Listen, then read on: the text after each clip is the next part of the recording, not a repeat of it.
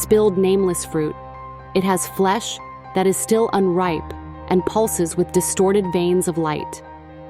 It is something that should be gnawed from the start, a tongue distraction that breaks the boundary between sour and sweet, and eating it is an act of lacerating the world. The juice oozes out, permeates the folds of space, while floating as if defying the laws of gravity, and is transported to another dimension. The sound of chewing, the bells of absolution echo in the air. At the end of chewing, all that remains is a shadow of emptiness, with the shape of one's teeth carved into it. The fruit proves its existence by its own disappearance. The proof calls for infinite resonance and eventually invades the skin of the universe.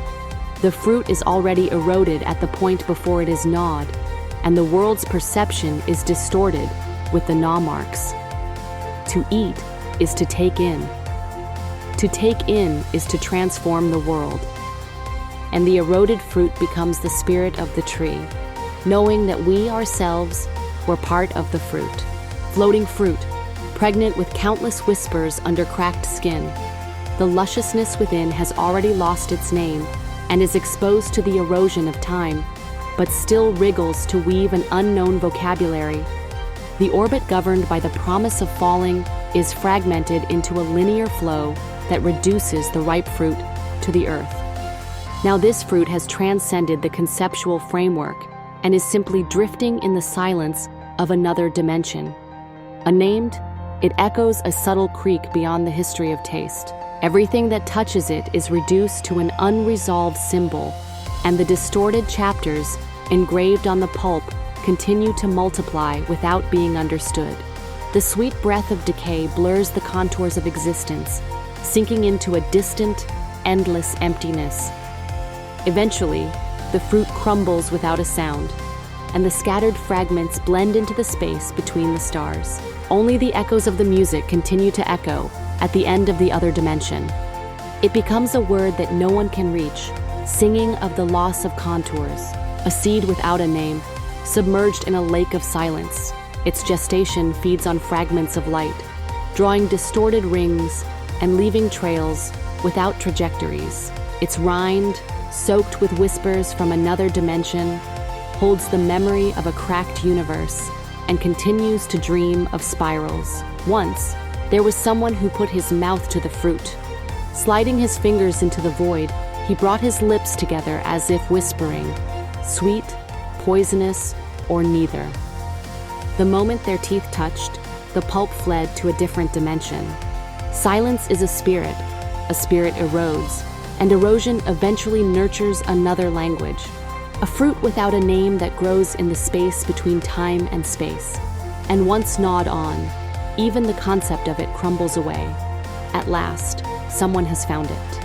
He or she takes the fruit in his or her hand and puts it in his or her mouth. Instantly, the pulp became a ripple, eroding the thought.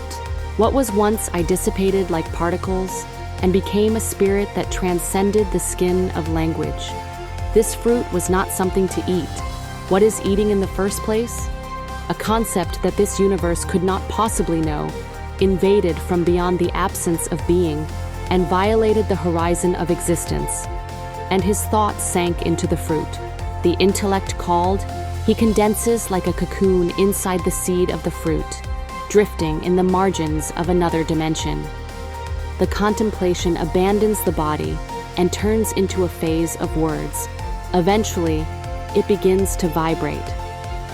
The whispering that has become a spirit sprouts into the next space-time. The last thing he sees is a new fruit, bearing in a corner of the universe. The silence slowly collapses. Soundless ripples shake the membrane of space-time, and with each expansion and contraction, the contours of the fruit twist, tear, and are reduced. Roots feed on memories, leaves distort in the light of concepts.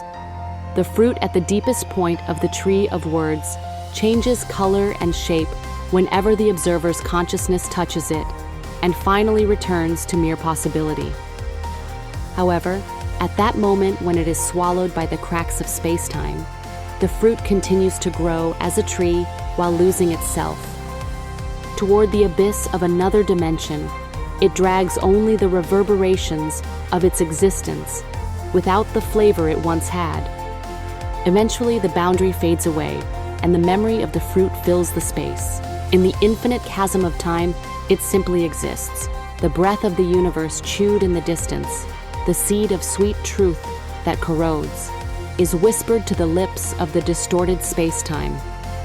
A fruit that should have had a pure outline, but now its texture is full of contradictions, of energy transfer, vibrating between dream and reality. The trace of the bite is waiting for someone to kiss it in a vision dripping with nectar.